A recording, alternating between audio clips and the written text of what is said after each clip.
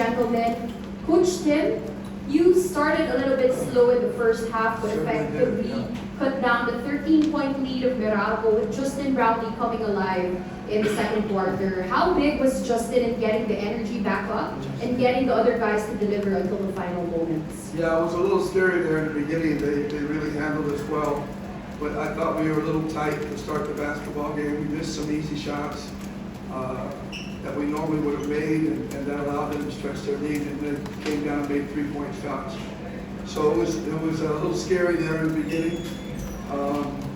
But I felt we were still playing well. We were playing hard. We were playing well on defense, just that we weren't making some of the shots that we should have made, and that would turn around. We just needed a spark, and playoff Justin showed up and gave us that spark, and that was really when we got back to 1 point at halftime. I think we were all confident that we could win this game. Thank you, Coach Tim. Now, Justin, in the 12 conferences that you had here in PBA, you helped Barangay Ginebra get into at least a semifinals appearance all 12 times. And to add to that, Meralco has never won a series with you around. What is it with this rivalry that lets you bring out your best game possible? First, just want to give Meralco a lot of credit, man. They're a really tough team. And, whenever you're going up against a team like that, you always want to play your best because you just know if you're not at your best, they're probably going to beat you. So I'm just trying to just go out there every time and give it my all, follow the game plan, but just be aggressive and just be myself. And, today, luckily, we got a good win after that bad start. But, I'm just happy that we into the semis. Thank you, Justin. Now we would like to open the floor to our friends from the media.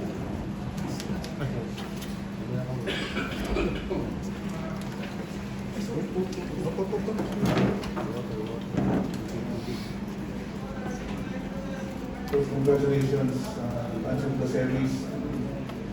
Coach, we're gonna play Northport. A very interesting best of 7 series.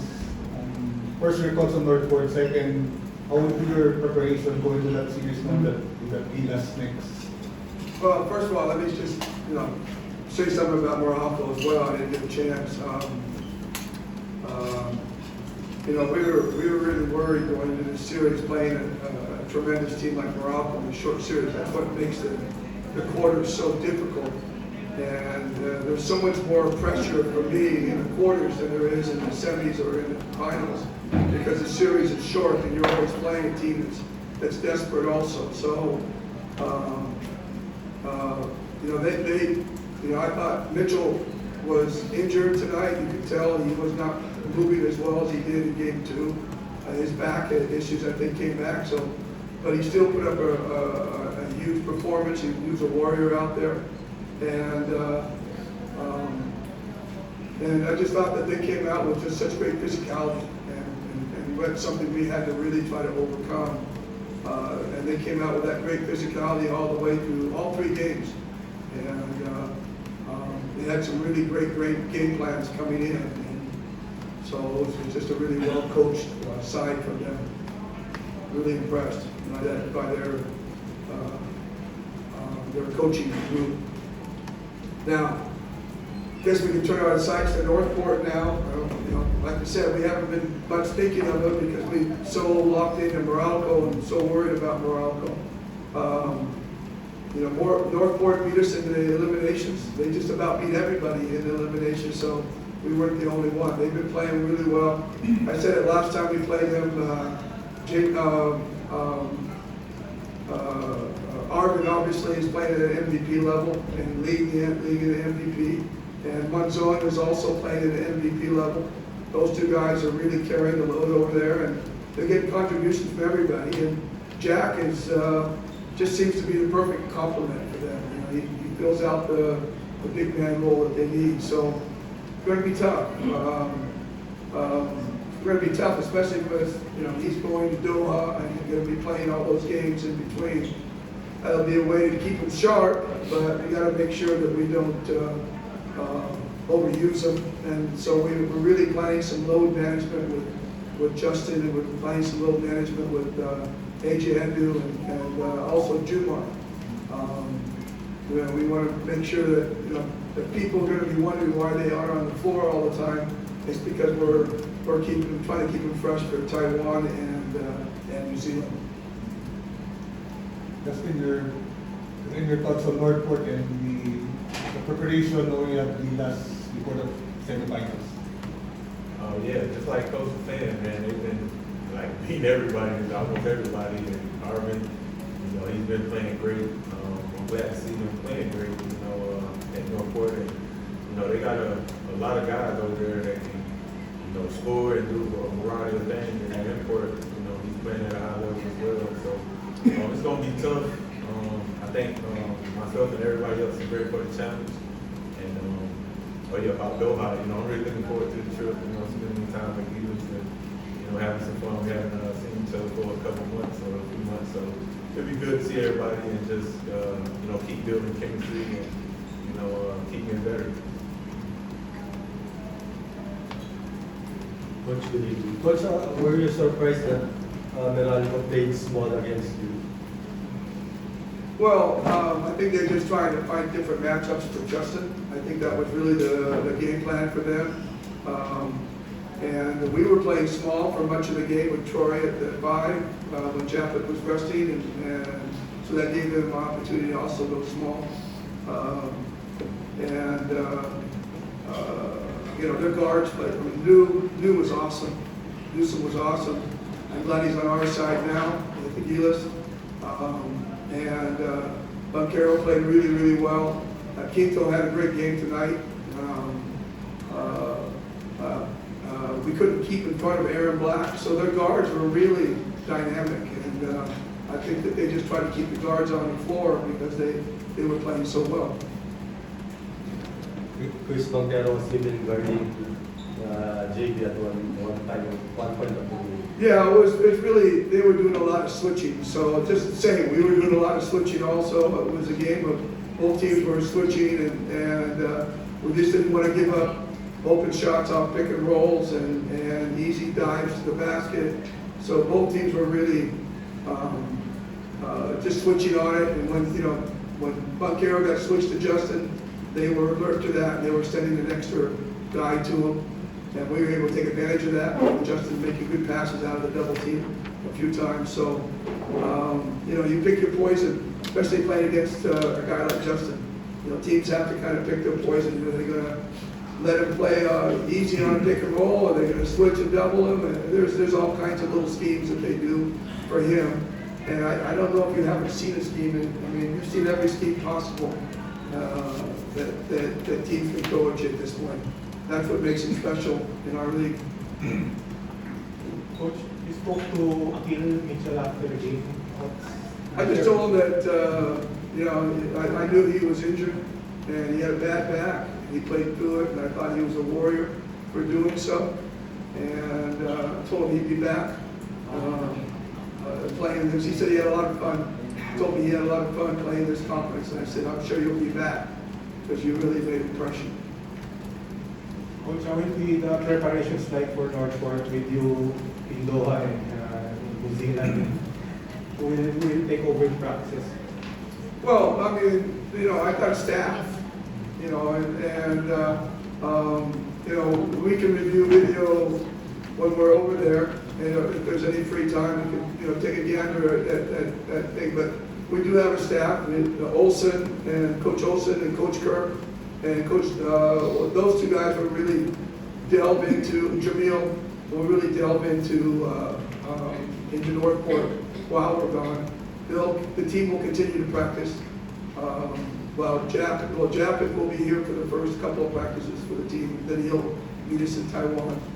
And then Scotty, Justin, Jamie, and Troy will all be with us through the whole trip. So. And Richard and I will be there, and Patrick, so it takes half the staff away. So we'll figure a way. I don't fear that. You know, preparing for more than a week or 2 weeks is too long.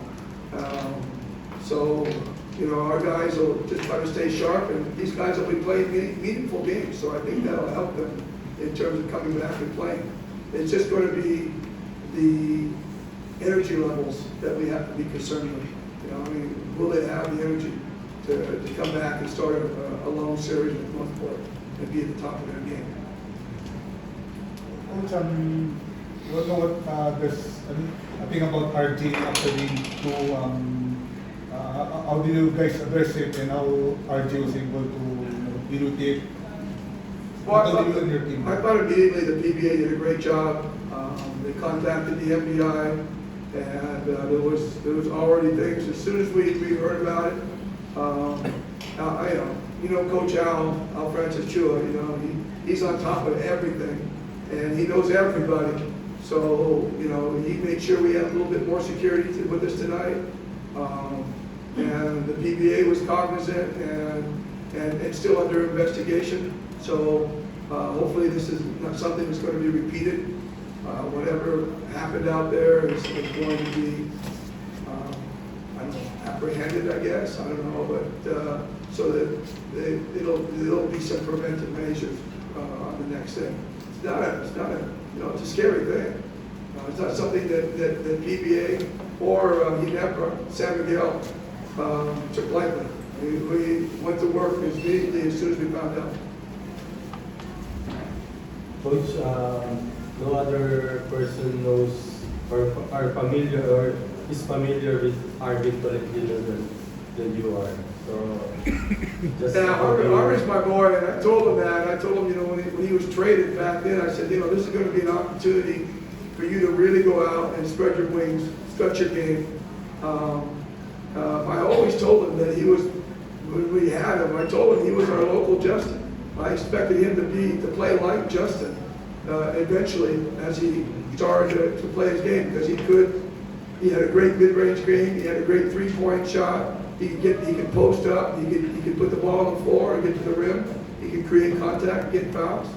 So, we had multiple conversations about him being able to play like Justin. But, he was more confined in our team because there were just so many, really good players around him when he was still young. But now he's been able to go to Northport, establish himself. So, kudos to him, man. I'm real proud of him and what he's been able to achieve. And do I regret it? I certainly do. I certainly do regret it. But I think it was the best thing that ever happened for him in his career was that move to Northport. Obviously, seeing where he is now.